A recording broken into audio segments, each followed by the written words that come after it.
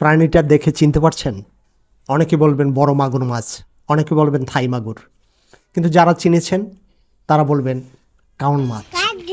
আসলে এটি অত্যন্ত স্বাদের একটি মাছ। এটি নদী বা খালের গভীর পানির গর্তে বাস করে।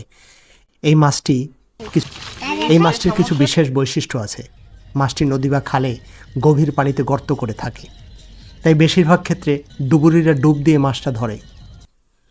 আমার গ্রামের এক বড় ভাই একসময় এই মাছ ডুব দিয়ে পানির গভীর থেকে ধরে আনতো। দেখতাম মাছের গালের মধ্যে একটা আঙুল ঢুকিয়ে মাছটা তুলে আনছে। আমি তাকে একদিন প্রশ্ন করেছিলাম, ভাইয়া, খালি হাতে কিভাবে এত বড় মাছটা ধরে আনলেন? ভাইয়া উত্তর দিয়েছিলেন, কাউন মাছের গর্তের কাছে হাত রাখলে কাউন মাছ এসে এই ডুবুরির আঙ্গুল চুষতে শুরু করে। ডুবুরিরাও সুযোগ বুঝে আঙুল বড়শির মতো বাঁকা করে মাছের গাল ধরে তুলে আনে।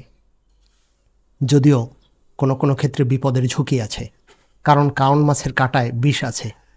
তাই কোনোভাবেই যাতে মাছের কাঁটা শরীরে না বেঁধে সে ব্যাপারে সতর্ক থাকতে হয়।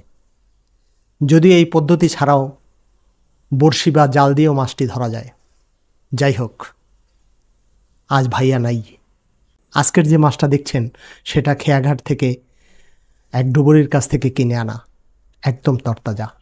মাছটা এখনও নড়াচড়া করছে।